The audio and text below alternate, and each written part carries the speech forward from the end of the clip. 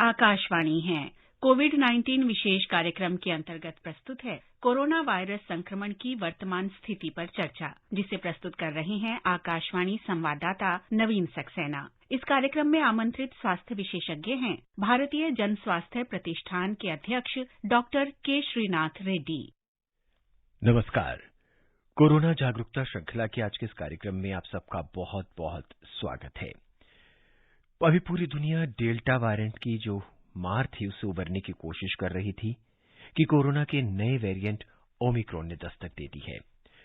दक्षिण अफ्रीका से मिला ये नया वेरिएंट एक बार फिर से दुनिया भर के हेल्थ एक्सपर्ट्स और साइंटिस्ट की जो है वो चिंता बढ़ा दी है और एक्सपर्ट्स का कहना है कि ये वेरिएंट कोरोना वायरस का खतरनाक, संक्रामक और घातक हो सकता है।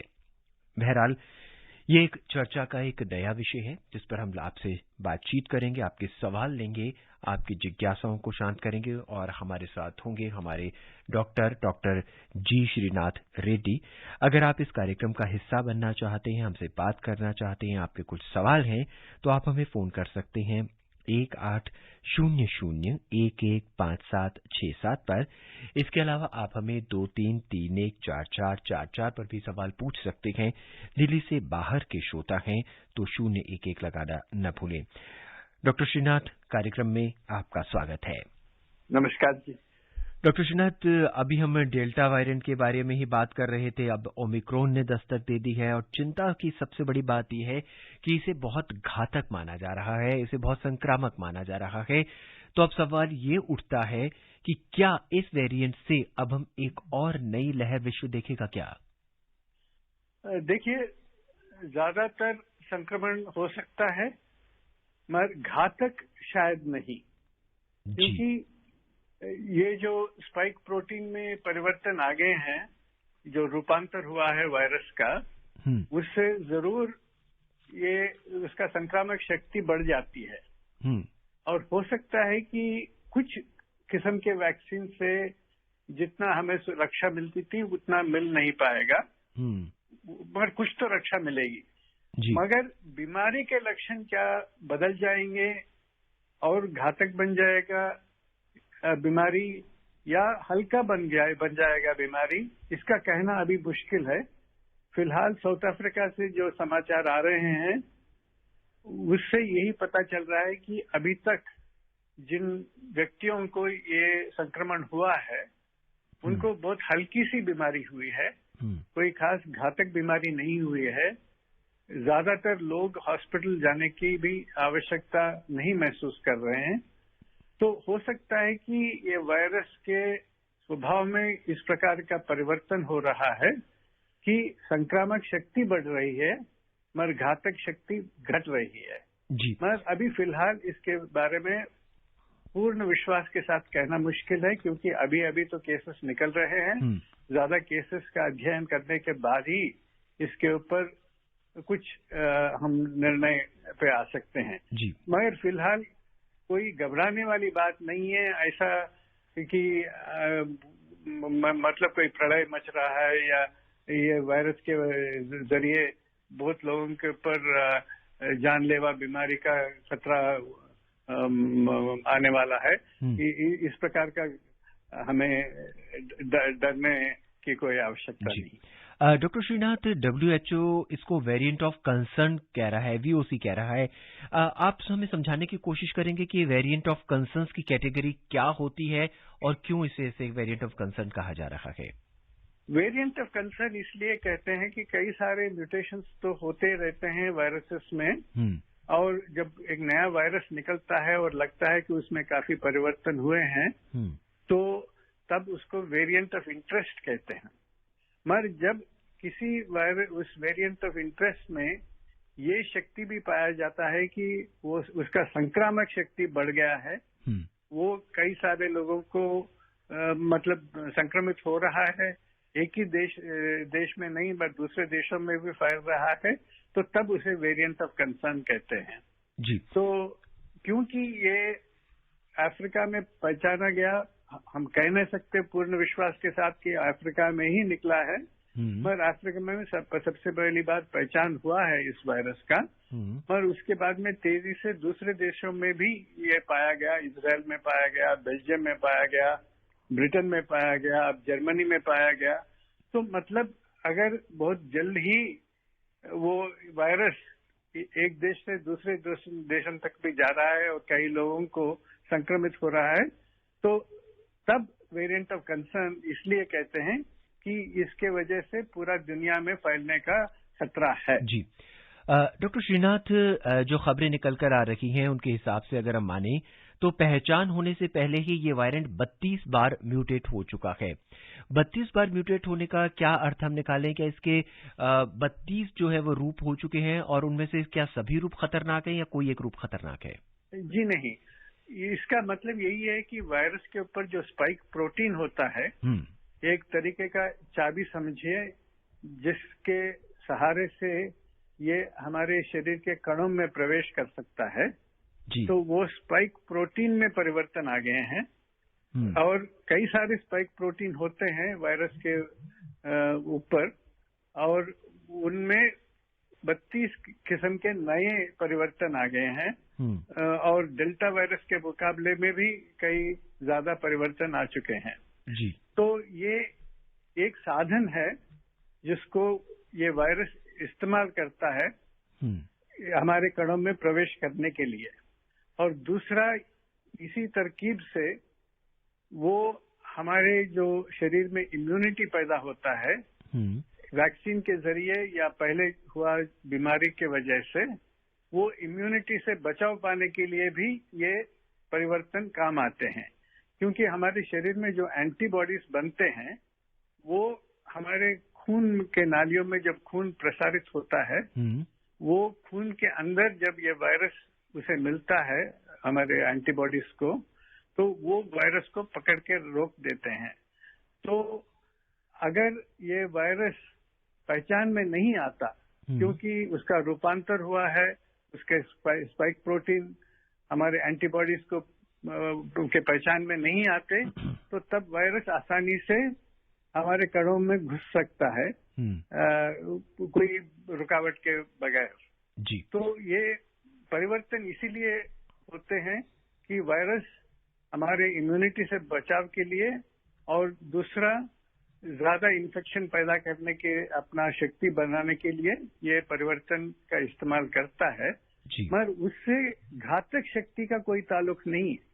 ये नहीं मान के चलना चाहिए क्योंकि 32 स्पाइक प्रोटीन में परिवर्तन हुए हैं उसका घातक शक्ति भी बढ़ गया है, ऐसा कोई उस प्रकार का कोरिलेशन नहीं है इसमें। जी डॉक्टर श्रीनाथ, हम चर्चा इस पे जारी रखेंगे। हमारे पहले कॉलर हमसे जुड़ चुके हैं दिल्ली से राघवन सिंह जी, स्वागत है आपका। हाँ जी नमस्ते सर। जी नमस्कार।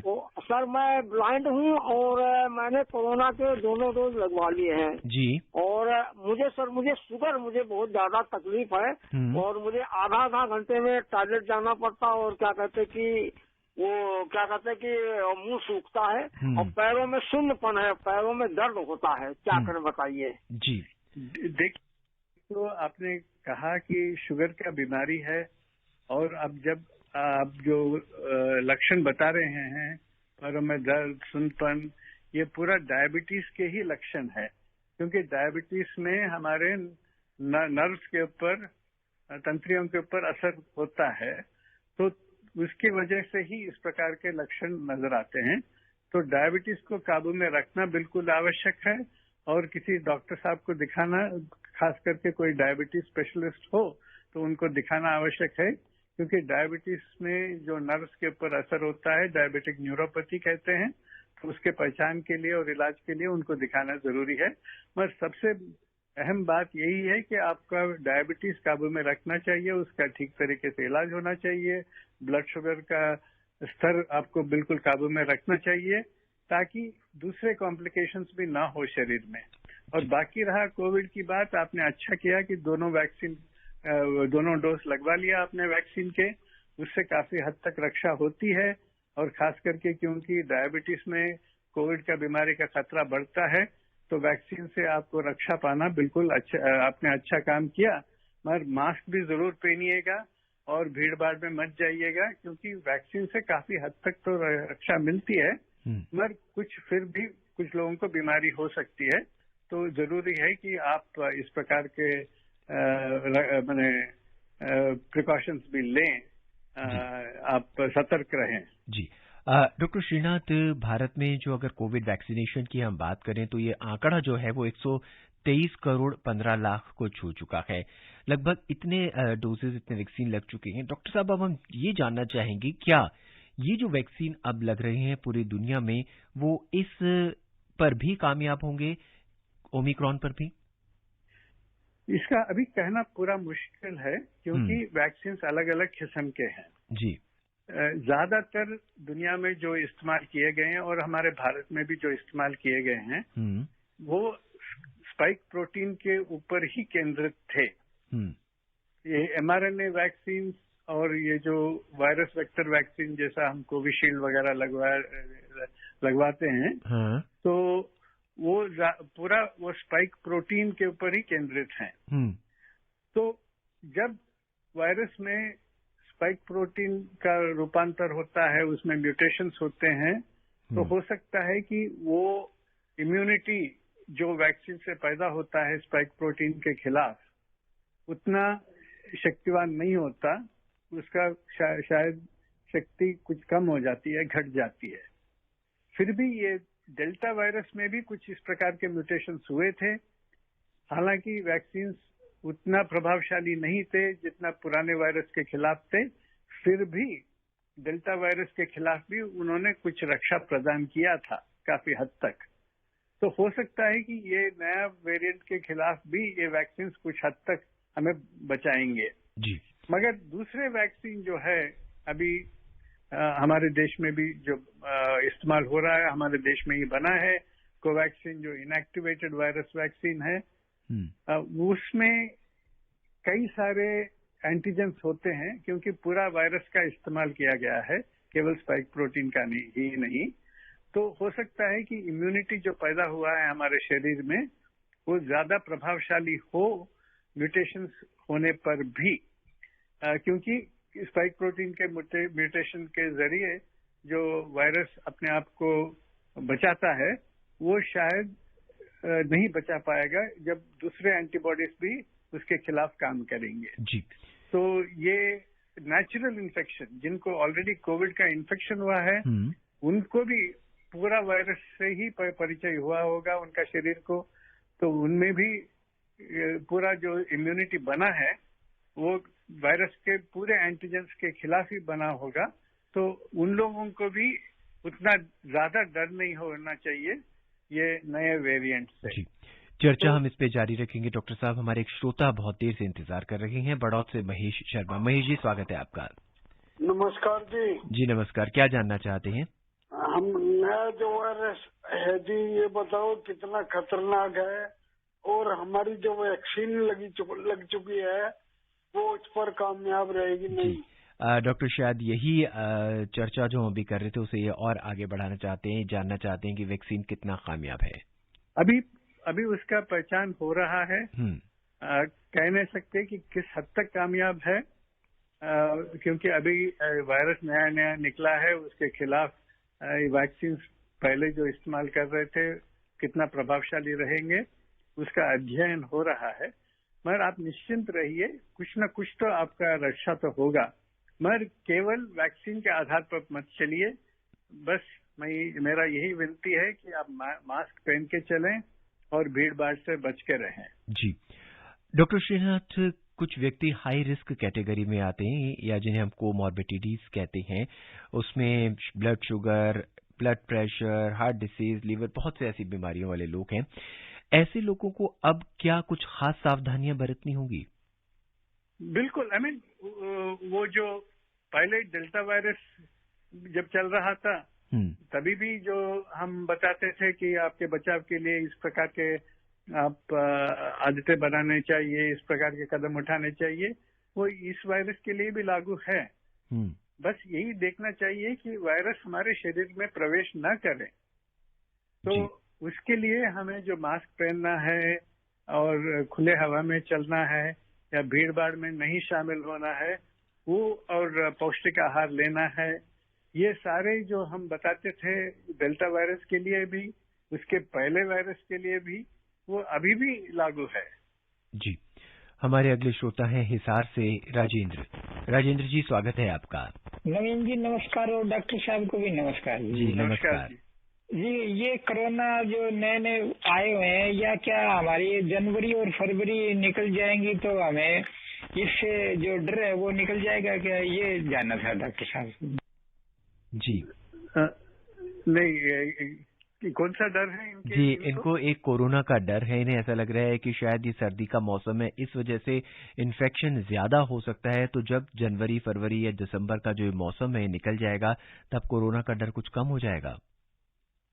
हाँ, जरूर ये बात तो सही है कि सर्दी के मौसम में इसका प्रकोप ज्यादा होता है और हमारे शरीर में भी जो इन्फेक्शन का मुकाबला करने का जो क्षमता होती है, जो इम्यूनिटी होता है, उसमें भी थोड़ा सा कमी हो जाती है सर्दी के मौसम में। तो सर्दी के मौसम में और ज्यादा हमें सतर्क रहना आवश्यक है। मगर इसका मतलब ये नहीं है कि सर्दी के मौसम में जरूर कोरोना हमारे शरीर में बीमारी पैदा कर सकता है। अगर हम वायरस से बच के रहें तो कोई डरने वाली बात नहीं है। तो इसीलिए हम बार बार कहते हैं कि मास्क पहन के चलिए, भीड़ भाड़ में शामिल मत हो जाइए और सर्दी के मौसम में सर्दी से भी बच के रहिए। हमारे अगले श्रोता हैं छत्तीसगढ़ से, आइए उनका सवाल सुनते हैं। हेलो जी ग्रैंड जी, स्वागत है आपका। जी सर, मैं ब्लाइंड हूँ, नेत्रहीन हूँ, मैं नहीं देख पाता हूँ। जी कहिए। आज मैं रेडियो के माध्यम से आपको मैं बढ़िया से सुन रहा हूँ। जी शुक्रिया। तो जी सर, ये मेरे को बताइए, जैसा कि बोल रहे हैं लोग कोरोना टीका, वो पहला चरण समाप्त हुआ है कि दूसरा चरण समाप्त हुआ है सर? और मेरा एक सवाल है, और जिसका दिन 84 दिन नहीं पूरा है सर, 84 दिन से 90 दिन नहीं हुआ है, उनका भी क्यों कोरोना टीका इतना जल्द में ले जा रही है सर? जी, इसमें हमको घाटा होगी कि क्या बोलते हैं, फायदा होगी? जी, डॉक्टर साहब ये जानना चाहते हैं कि जिनको 84 दिन के गैप के बाद दूसरा टीका लगना था, दूसरी डोज लगनी थी, क्या वो डोज पहले भी लगवा रहे हैं? और अगर क्या पहले लगवा रहे हैं तो उससे क्या फायदा होगा या क्या नुकसान होगा? सरकार ने ये निर्णय लिया है कि इतना तो फर्क होनी चाहिए 2 डोसेस के बीच में, और उनका यही कहना था कि पहला डोज से भी काफी हद तक रक्षा मिलती है और दूसरा डोज कुछ अंतर के बाद में देने से और उसका प्रभाव भी बढ़ता है। तो अभी फिलहाल वही प्रक्रिया चल रही है। जब तक सरकार ये निर्णय नहीं लेगा कि उसकी अवधि कुछ कम कर दें, तो यही चलता रहेगा। मगर पहला डोज से भी कुछ हद तक रक्षा मिलती है, तो दूसरा डोज का इंतजार कर लीजिए, जब आपका नंबर आएगा तब लगवा लीजिएगा। जी, हमारे अगले श्रोता हैं दिल्ली के गांधीनगर से धर्मवीर जी। धर्मवीर जी, स्वागत है आपका। नवीन जी नमस्कार। नमस्कार। मैं धर्मवीर गांधीनगर दिल्ली से बोल रहा हूँ। डॉक्टर साहब नमस्कार। नमस्कार जी। डॉक्टर साहब, जो अब 3-4 दिन से जो एक वातावरण बनता जा रहा है कि नया जो आया वायरस, ये इसके लिए हमें जो पुरानी हम सावधानी बरतते थे, हम तो वो बरते ही रहे, और मार्केट में ऐसा हो रहा है कि अब लोग बिना मास्क के घूमते हैं। इसके लिए सरकार की तरफ से भी कुछ सख्ती अब दोबारा से आनी चाहिए, जिससे नया जो खतरा अब 4 दिन से हम सुनते आ रहे हैं, एक तो उसमें डर भी महसूस होता है, और जो आप लोगों की इतनी मेहनत से हम लोगों ने जो अपने टीकाकरण करा है, उसके लिए आपको धन्यवाद। इससे हम बहुत आपको आपके भरोसे छोड़ रखा है पूरा जो समाज है। डॉक्टर साहब, अब ये बताइए, हमारे जो वैज्ञानिक लोग ने इसके ऊपर कुछ और नया कुछ कार्य किया है, नई विधि कुछ बनाई है? जैसे डेल्टा जो नया वायरस आया, जो 32 तरह से आपने बताया कि बदल दिया है अपना रूप, तो हमारे वैज्ञानिकों को भी उससे भी अधिक आगे बढ़कर काम करना पड़ेगा। धन्यवाद। डॉक्टर साहब, इनका मूलभूत प्रश्न तो ये है कि निजी और सामाजिक स्तर पर अब क्या कदम उठाने की जरूरत है, और दूसरा प्रश्न इनका यह है कि ओमिक्रॉन से निपटने के लिए पूरे विश्व में वैज्ञानिक और डॉक्टर्स क्या तैयारियां कर रहे हैं? एक तो ये वायरस जो है नया आ चुका है, उसको रोकने के लिए ताकि बहुत ज्यादा लोगों को संक्रमण न हो, तो उसके लिए कदम उठाना चाहिए दुनिया भर में। और दूसरा, उसका पहचानने में कोई ज्यादा मुश्किल नहीं है। जो अभी टेस्ट है उसी टेस्ट से पता चल जाएगा कि वायरस का प्रवेश हुआ है शरीर में या नहीं।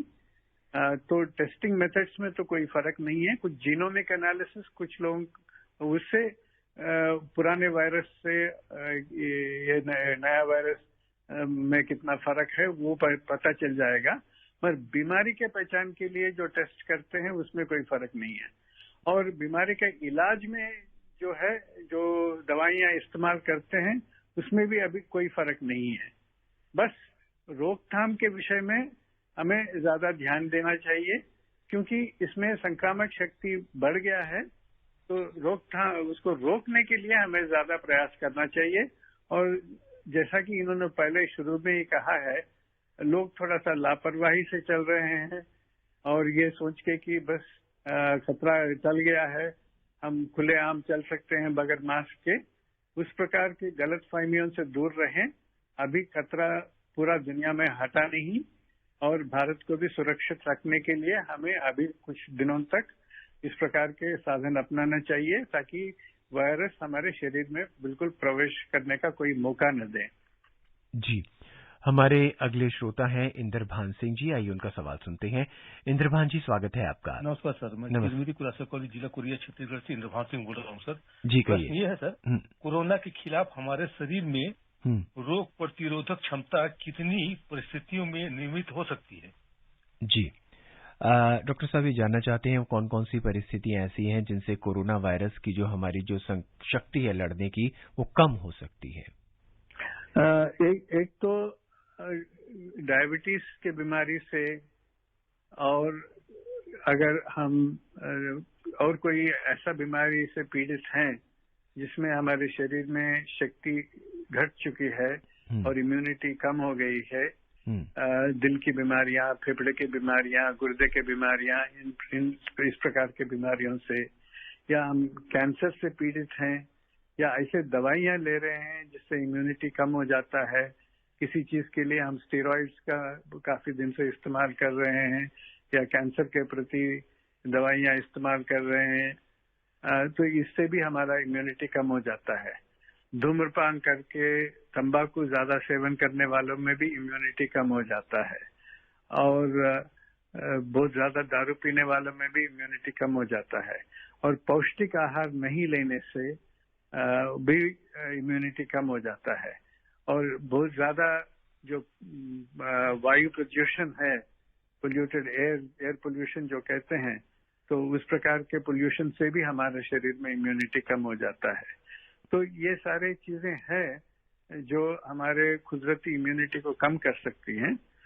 बीमारी हो तो उसका तो इलाज कराना आवश्यक है, मगर दूसरे अगर ऐसे आदतें हैं जिससे कि हमारे इम्यूनिटी के ऊपर असर पड़ता है, उस प्रकार के आदतों को से दूर रहना चाहिए, जैसा कि तंबाकू का सेवन वगैरह। जी डॉक्टर, कोरोना का जो ये नया रूप ओमिक्रॉन, जिसकी हम लगातार इस कार्यक्रम में चर्चा कर रहे हैं, इसके लक्षण क्या कोरोना वायरस के जो पहले जो लक्षण आ रहे थे उनसे कुछ अलग हैं या उनसे मिलते जुलते हैं? अभी तक हमें इसके बारे में जो समाचार मिला है केवल साउथ अफ्रीका से मिला है। बाकी जगह कुछ कमी नंबर में केसेस हुए हैं, मगर साउथ अफ्रीका से जो समाचार मिल रहा है कि ये लक्षण कुछ अलग है। पहले तो बहुत खांसी होती थी और फेफड़ों में बीमारी होती थी और सांस का तकलीफ होता था और तेज बुखार होता था। तो अब वो कह रहे हैं कि इस प्रकार के लक्षण नजर नहीं आ रहे। ज्यादातर बहुत थकावट, सर में दर्द, बदन में दर्द और कभी कभी थोड़ा सा पेट में मचलन और उल्टी जैसा लगना, इस प्रकार के लक्षण आ रहे हैं और वो भी जल्दी खत्म हो रहे हैं। और ज्यादातर लोग हॉस्पिटल में भर्ती नहीं हो रहे हैं क्योंकि लक्षण बहुत ज्यादा तीव्र बीमारी के नहीं है। तो अभी तक हमें समाचार जो मिल रहा है कि ये वायरस ज्यादा संक्रामक शक्ति तो रखती है, मगर बीमारी का जो तीव्रता जो है वो शायद कम है डेल्टा के मुकाबले में। जी, हमारे अगले श्रोता हैं कुशीनगर से संगम कुमार। संगम कुमार जी, स्वागत है आपका। नमस्कार सर। नमस्कार, क्या जानना चाहते हैं संगम जी? डॉक्टर साहब को भी मेरा नमस्कार। नमस्कार जी। सबसे पहले तो मैं आपको आभार व्यक्त करूंगा कि आपने दिन मेहनत करके 24 घंटे और पूरे टीके लगवाए। 100 करोड़ 120 करोड़ का, यानी आज का 122 करोड़ 15 लाख टीके आज के डेट में लग चुके हैं। इसलिए आपको मैं आपके प्रति बहुत आभार व्यक्त करूंगा। जी शुक्रिया। और मेरे गांव के अंदर भी कुछ कम से कम 1000 लोग हैं जिनको मैं दोनों टीका लगवा चुका हूं और बहुत जागरूक करके, और मेरी जागरूक कर भी दिया हूं और दोनों टीके लगवा भी दिया हूं, करीबन 1000 लोग। जी संगम जी, सवाल क्या है आपका? मेरा सवाल ये है सर, मेरा आज का 3 सवाल था। पहला सवाल ये है कि मैं जब सेकेंड डोज लोग ले रहे हैं तो कुछ लोग सेकेंड डोज जब ले रहे हैं तो उनके शरीर के अंदर बड़े बड़े दाने टाइप के निकल जा रहे हैं। जी। ऐसा क्यों? और मतलब तुरंत वैक्सीन लेने के तुरंत जी कुछ समय, जैसे कि 3 घंटे 4 घंटे तो वैक्सीन लिया और शाम को। जी, दूसरा सवाल आपका? और दूसरा सवाल मेरा ये है कि बच्चों का वैक्सीन हमारे वहाँ कब तक उपलब्ध हो जाएगी? और तीसरा सवाल ये है कि सर, अब हमारे शरीर के अंदर जो मैं कभी भी लंच करता हूँ या डिनर करता हूँ उसके 2 घंटे बाद मेरे शरीर, मतलब मेरे पेट के अंदर जलन लगता है। मैं बहुत दवा करा चुका हूँ, बहुत दवा खा चुका हूँ, पूरी जलन हो जाती है खाना खाने के बाद। ऐसा जी। डॉक्टर ये जानना चाहते हैं कि दूसरी डोज लेने के बाद जो कुछ व्यक्तियों में एलर्जी दिखाई दे रही है, दाने दिखाई दे रहे हैं, इनका मुख्य प्रश्न यही है कि ये क्यों हो रहा है? देखिए, वैक्सीन के साथ साथ कभी कभी कुछ एडजुवेंट का इस्तेमाल होता है वैक्सीन का शक्ति बढ़ाने के लिए, उससे भी एलर्जी हो सकती है। और कुछ वैक्सीन में भी कुदरती थोड़ा सा रिएक्शन होने का है, मगर खाली दाने निकलते हैं और 1-2 दिन में ठीक हो जाते हैं, तो उससे कोई घबराने वाली बात नहीं है जी। अगर तभी तुरंत दाने निकलते हैं तो तब वहां तक जो डॉक्टर है या स्वास्थ्य कर्मचारी है उनको दिखा दीजिएगा, वो एंटी एलर्जिक मेडिसिन दे देंगे। मगर और किसी ज्यादा खतरे वाली रिएक्शन हो तो तब तो डरने वाली बात है। अगर खाली दाने 1-2 दिन के लिए निकले तो उससे कोई घबराने वाली बात नहीं है जी। और दूसरी बात इन्होंने कहा कि बच्चों का वैक्सीन जो है, वो कुछ वैक्सीन अभी बच्चों में अप्रूव हो चुके हैं, उसको स्वीकार हुआ है, मगर अभी तक वो बच्चों में वैक्सीन देने का प्रक्रिया शुरू नहीं हुआ, क्योंकि बड़ों में जिनमें बीमारी का खतरा ज्यादा होता है बच्चों के मुकाबले में, उनमें पूरा वैक्सीनेशन का प्रक्रिया पूरा नहीं हुआ। तो पहले उन्हीं को प्राधान्यता दी जा रही है और उसके बाद में बच्चों को शुरू किया जाएगा। डॉक्टर साहब, अब उत्तर भारत में मौसम बदल रहा है, एक नया वायरस जो है वो भी एंट्री ले रहा है पूरी दुनिया में। ऐसे में क्या क्या सावधानियां हमें मोटे तौर पर बरतनी होगी? बहुत संक्षेप में। मास्क जरूर पहनिएगा, भीड़ भाड़ में मत शामिल हो जाइए, पौष्टिक आहार लीजिए, पानी खूब पीजिए और धूम्रपान वगैरह छोड़ दीजिए। अपना इम्यूनिटी बनाए रखिए और वायरस को हम अपने शरीर में घुसने का मौका मत दीजिए। अब उसके बाद में बीमारी का इलाज किस प्रकार का कराना है वो अलग बात है। अगर हम दुश्मन को हमारे शरीर में प्रवेश करने का मौका ही नहीं दे तो तब हमें विजय हासिल होगी। जी डॉक्टर तो श्रीनाथ, इसलिए सावधानी बरतते जाइएगा। डॉक्टर श्रीनाथ, हमसे जुड़ने के लिए, जिज्ञासाएं हमारे श्रोताओं को शांत करने के लिए और अपनी विशेष राय हमारे साथ साझा करने के लिए आपका बहुत बहुत धन्यवाद। आपको भी धन्यवाद जी। Thank you. आज के इस अंक में बस इतना ही। मुझे यानी नवीन को दें इजाजत। नमस्कार। कोविड-19 विशेष कार्यक्रम के अंतर्गत अभी आप सुन रहे थे कोरोना वायरस संक्रमण की वर्तमान स्थिति पर चर्चा, जिसे प्रस्तुत कर रहे थे आकाशवाणी संवाददाता नवीन सक्सेना। इस कार्यक्रम में आमंत्रित स्वास्थ्य विशेषज्ञ थे भारतीय जन स्वास्थ्य प्रतिष्ठान के अध्यक्ष डॉक्टर के श्रीनाथ रेड्डी। ये कार्यक्रम आकाशवाणी के समाचार सेवा प्रभाग द्वारा प्रस्तुत किया गया। इसे आप हमारे mobile app news on AIR और YouTube channel news on AIR official पर भी सुन सकते हैं। इस कार्यक्रम के संबंध में अपनी प्रतिक्रिया आप हमें ईमेल कर सकते हैं। पता है airnsdtalks@gmail.com। इस कार्यक्रम को फिर से सुनने के लिए लॉग ऑन करें हमारी वेबसाइट newsonair.nic.in।